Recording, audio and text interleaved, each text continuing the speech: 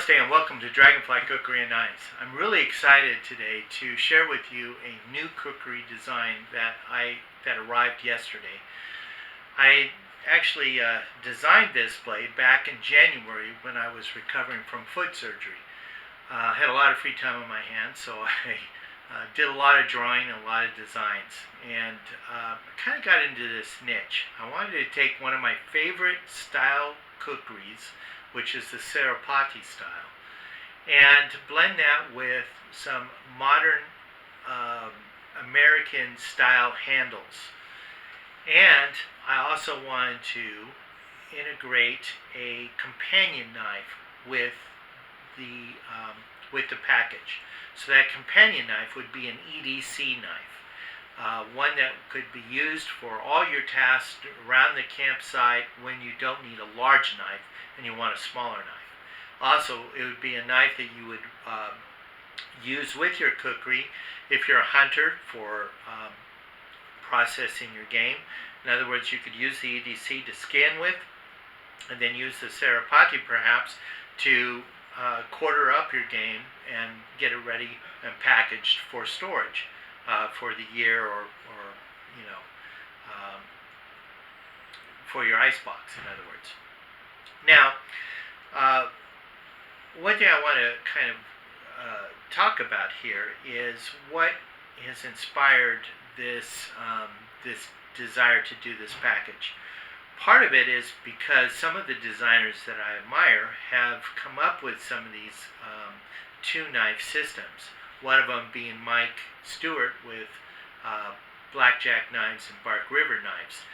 Back when he had Blackjack knives, he came up with a Kukri in a scabbard with a EDC knife, which was one of his popular style knives called the Grunt. He put that package together and it was really great. And I thought it would be really cool to do kind of a modern day version of that with some of my favorite Kukri styles and EDC styles and blending them together and see what I could come up with as a designer. Also, another one that I have a great amount of respect is my good friend Daniel Murray Lake. He's done quite a number of Kukri style designs with a full-size companion knife, and I really liked it. I think it was very successful and very good, and a great idea and a great way to be moving into the future with some of our Kukri designs. Now, I love traditional Kukris, don't get me wrong, and I really love when the traditional Kukri kit works well together. When you have a really great design Kukri and a really useful Karta and a really useful Chakmak, that is an ideal system. It's a great package, and it comes from hundreds of years of tradition. There's nothing wrong with it. It's great, and I love it. And I would have no problem going out in the field just with that kit. It would be super. But being a knife user and a designer, I wanted to, kind of test my skills at designing and see if I could come up with something that would be taking traditional and modern, blending them together, and coming up with a really great kit that would be useful out in the field. One of the things that sparked that interest was back in my earlier days when I was collecting Kukri from various different kami from Nepal, such as KHHI, that came up with this particular Kukri. This is called the McCurdy.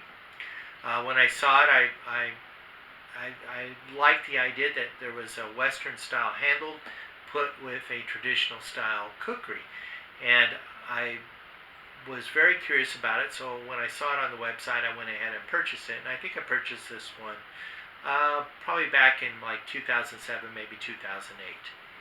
Now the McCurdy, I'm not going to give a full review on this, and I've already talked about this in previous videos, but when you hold it up in this angle, you see a very nice Western style handle with a good generous belly, integrated finger guard, and a bird beak pommel that locks your hand in and keeps that Kukri from flying out of your hand.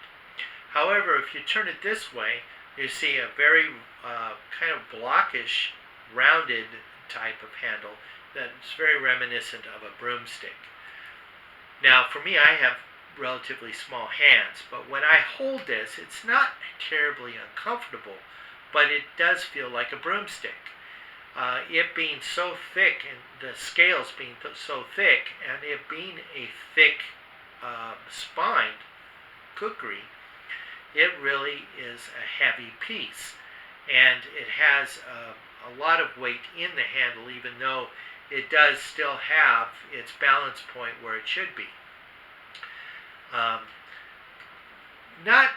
Not terribly bad, relatively successful, especially when you're introducing a Western style handle design to a traditional kukri style blade, and you're having a traditional kami try to make it. Whether he actually was there with them and kind of walked him through the process, or whether he just drew it up and they went off of his drawing, I'm not sure. I don't know exactly how it happened. But it was fairly successful, but it was one of those designs that I looked at and I said, boy, it could be so much better if it was done with a little bit more thought and contouring and things not being so thick. So this always gives me inspiration to go to the drawing board and try to improve on the design. Not that I'm trying to recreate the McCurdy, I'm not. But just to show you, it's not just the traditional kami that sometimes have difficulty in understanding or translating an American or Western style design and trying to integrate it into their tradition. Here we have a production blade that is made or designed by an excellent, outstanding designer, Joe Flowers. I have a tremendous amount of respect for him. He's a great designer. I love his products. I own a lot of the Condor tool and knife blades that are designed by him. So I have a tremendous amount of respect. But when I hold this kukri in my hand, I have the heavy-duty kukri, which was the first one of this, which has wood slabs, but same blade profile and design. And this is the new improved version of that particular kukri called the K-Tac kukri. And it has some additions to it to hopefully make it better, more improved. It's still very handle heavy as the heavy duty kukri does. It's handle heavy, and the balance point is not exactly where it should be on a kukri.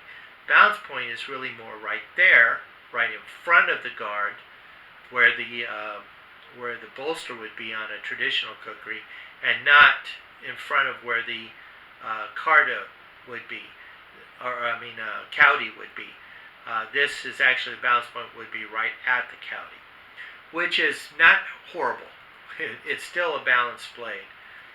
But he used micarta handles, which is a great material, and when it gets wet and tacky, it won't slide out of your hand. It's flared at the back, so when you're doing extend you take your reach or your grip further back, you still got a lot of purchase on it and secure grip to get that extended leverage, but not have fear of this flying out of your hand. You have hollow pins in here, which allows different cordage options for lanyard. You can do it in the front or in the back and get more secure on that. So that solves that problem. But there is no finger guard, so if you chose not to use your lanyards, and if this was the wood, like on the heavy-duty kukri from Condor Knives and Tools, your hand might slide up on the cutting edge. Now granted, your cutting edge doesn't start till right about here, so even if you slid up a little bit, it's not too bad.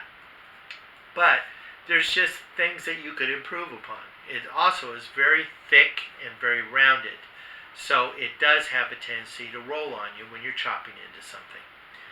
Now that could be bad if you're always rolling. It could cause hot spots, because anytime you have movement of a handle in your hand, you're going to get blisters.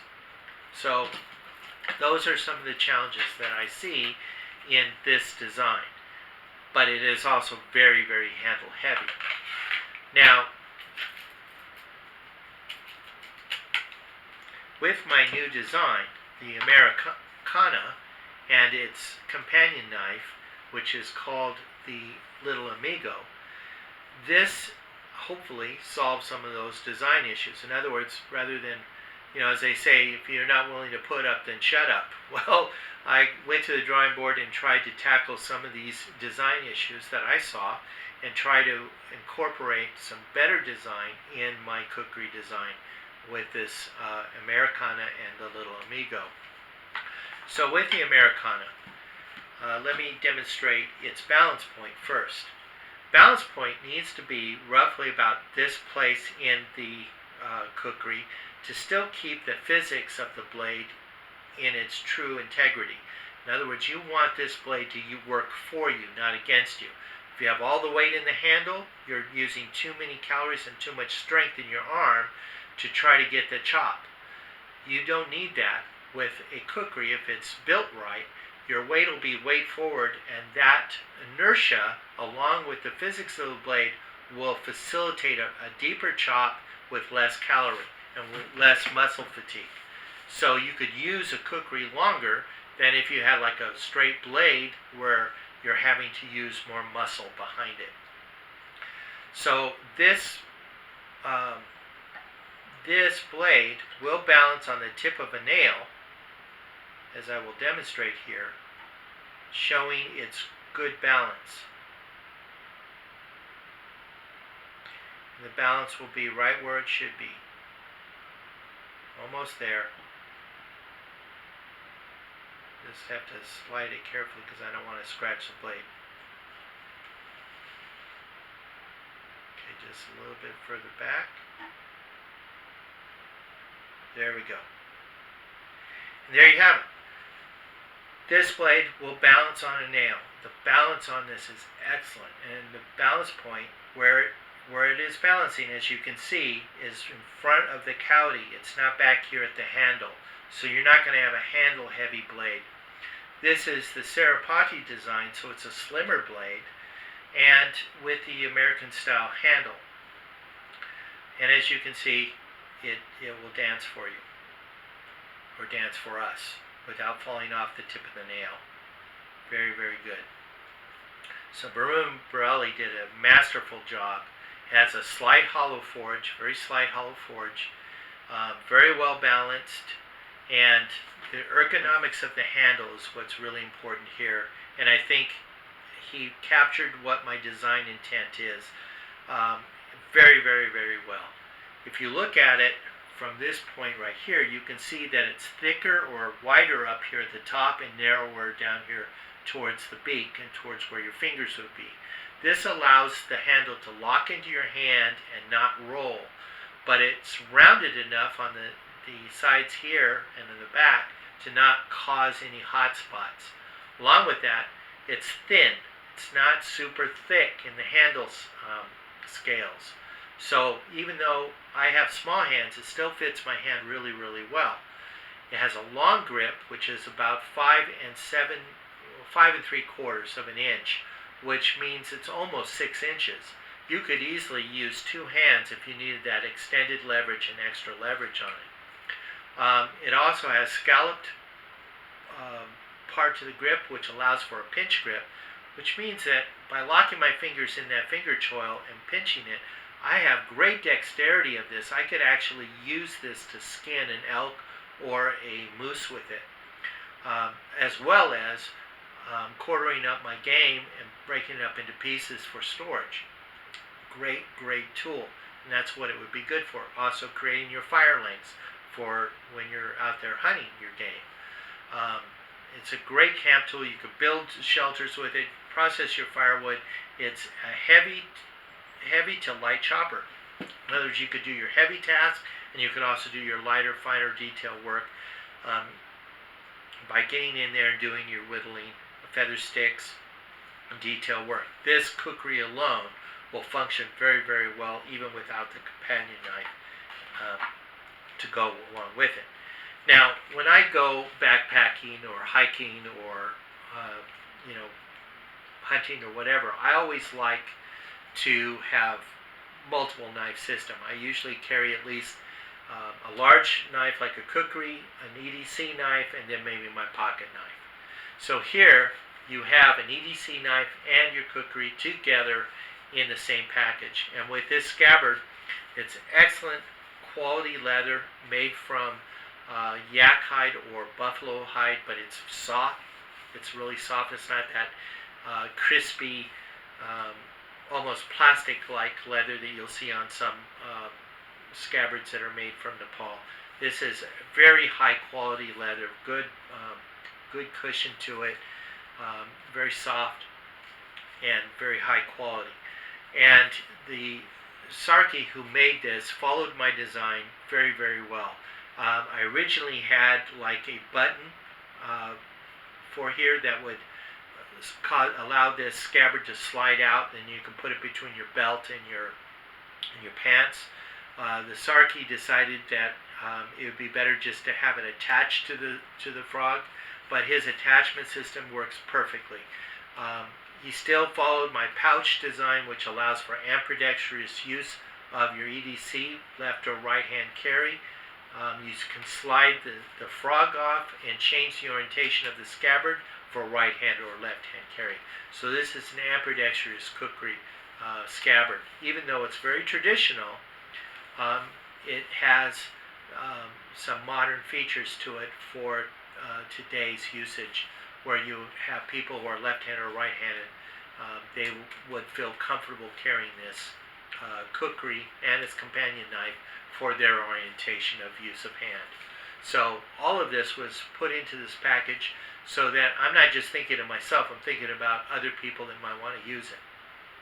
Now with the EDC knife, this is a drop point, which if you guys know that I come from a fireman background, I like a knife that I could slide between the person and a seatbelt excuse me, without causing injury.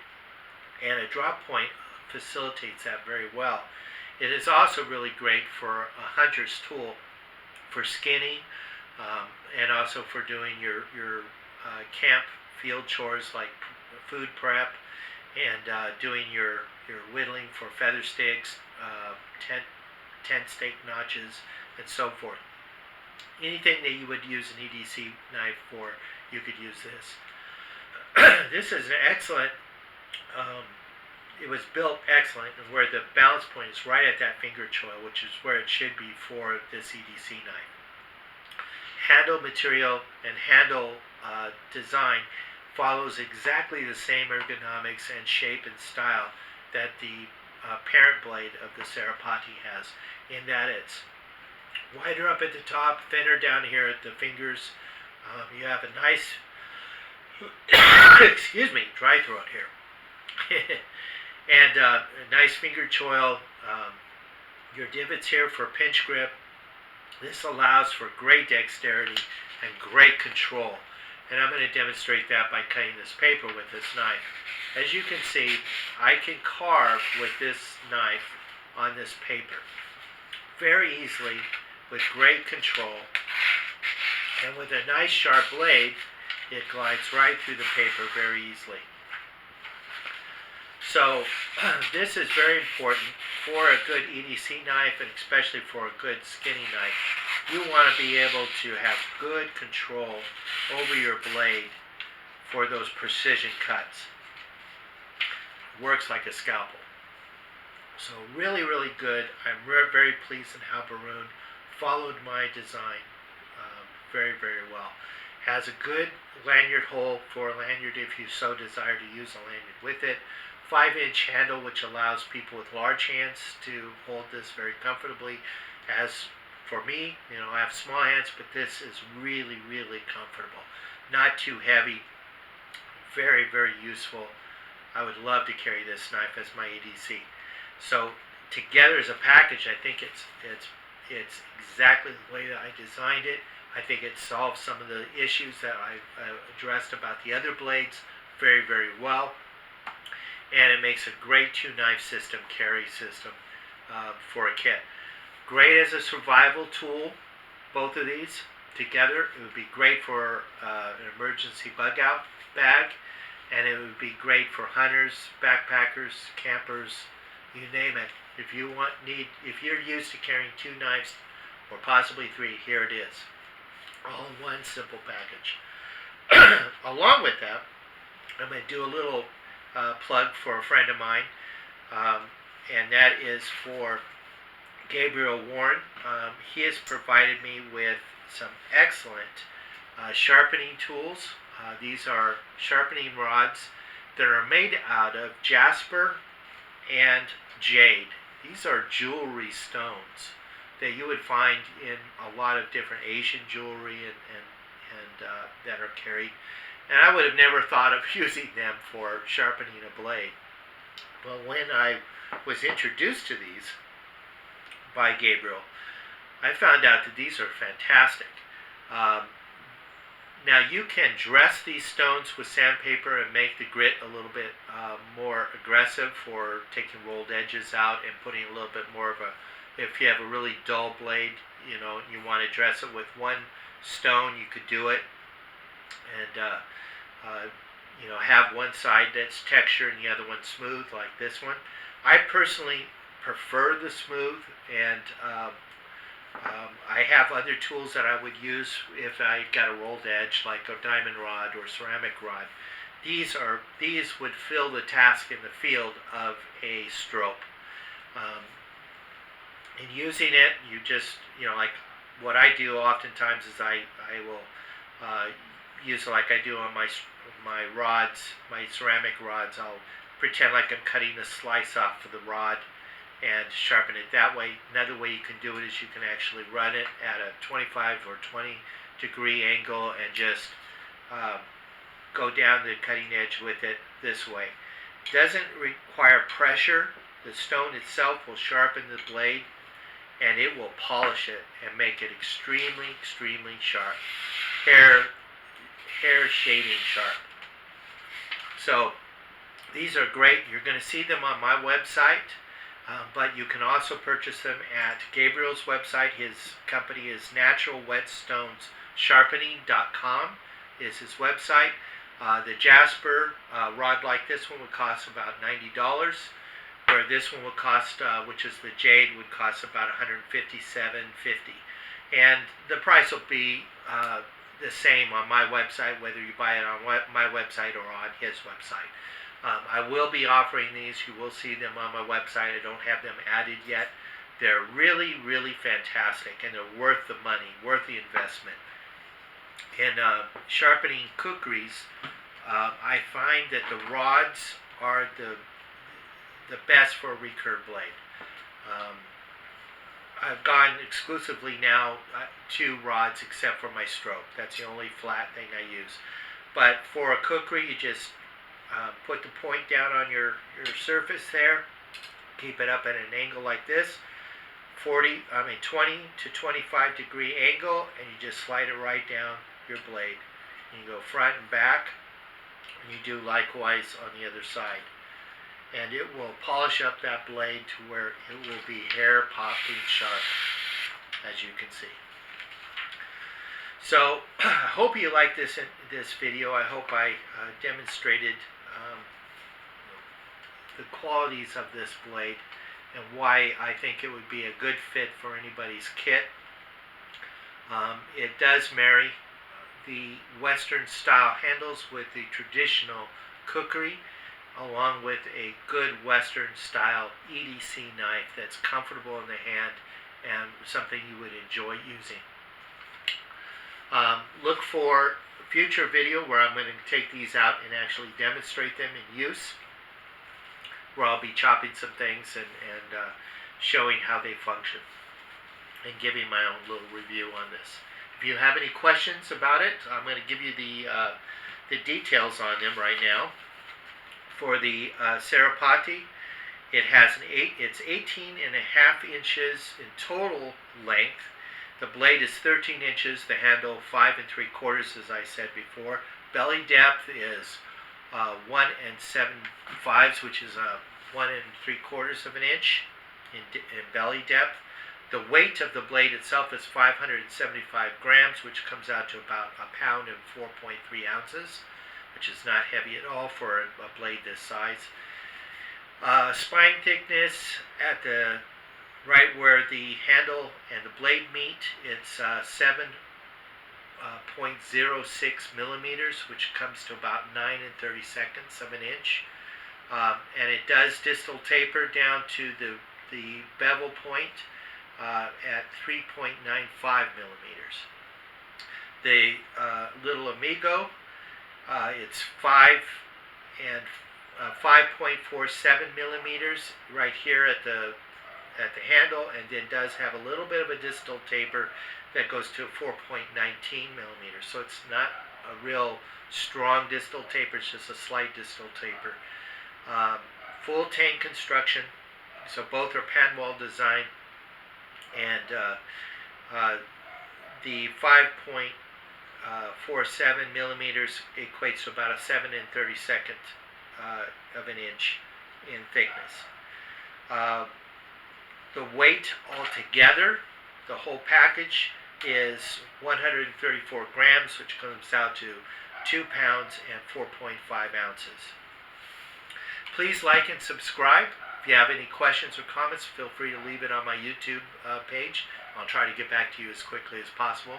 Or you can go to my Facebook page at Blue Dragonfly Training Post and leave any comments there, and I'll be happy to answer any questions or address your comments.